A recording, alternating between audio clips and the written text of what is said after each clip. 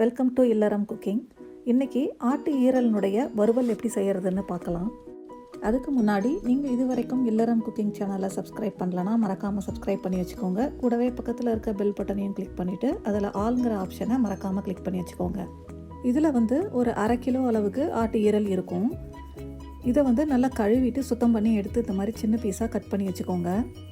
அடுத்தது ஒரு பேனை சூடு பண்ணி 3லேருந்து 5 டேபிள் ஸ்பூன் வரைக்கும் எண்ணெய் சேர்த்திக்கோங்க.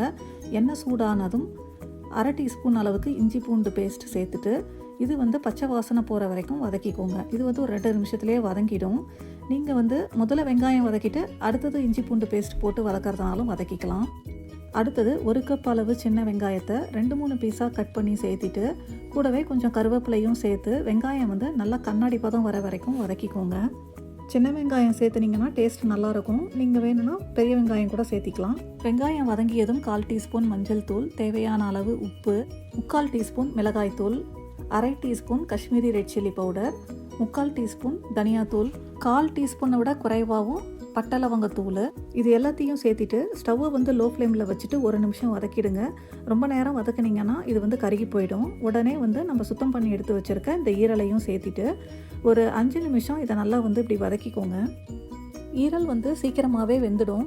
நீங்கள் இதே மாதிரி கோழி ஈரலில் கூட இந்த மாதிரி வறுவல் பண்ணி சாப்பிடலாம். கோழி ஈரல் ஆட்டு ஈரலோட இன்னும் கொஞ்சம் சீக்கிரமாகவே வெந்துடும். இப்போது இதில் தேவையான அளவு தண்ணி சேர்த்து மறுபடியும் ஒரு தடவை மிக்ஸ் பண்ணிவிட்டு இதை மூடி வச்சு சாஃப்டாக வேக வச்சு எடுத்துக்கோங்க.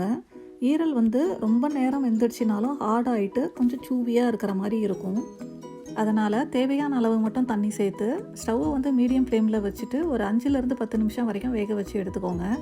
நடுவில் இந்த மாதிரி ஓப்பன் பண்ணி மிக்ஸ் பண்ணி விடுங்க. அப்போ தான் அடிப்பிடிக்காமல் இருக்கும். இப்போ பார்த்தீங்கன்னா தண்ணியெல்லாம் நல்லா சுண்டிட்டு ஈரல் நல்லா வெந்திருக்கு. கடைசியாக 1 டீஸ்பூன் அளவுக்கு மிளகுத்தூளும் பொடியாக நறுக்கின கொத்தமல்லியும் சேர்த்திட்டு மறுபடியும் ஒரு 5 நிமிஷம் இதை நல்லா மிக்ஸ் பண்ணி விடுங்க. ரொம்பவே டேஸ்டியான இந்த ஆட்டு ஈரல் வறுவல் ரெடி ஆகிடுச்சு. நீங்களும் இதே மாதிரி இதே அளவுகளோட உங்கள் வீட்லேயும் நீங்கள் ட்ரை பண்ணி பாருங்கள். செஞ்சு பார்த்துட்டு நீங்கள் எப்படி வந்திருக்கு அப்படின்னு கமெண்ட் பாக்ஸில் கமெண்ட் பண்ணுங்கள். உங்களுக்கு இந்த வீடியோ பிடிச்சிருந்ததுன்னா லைக் பண்ணுங்கள்.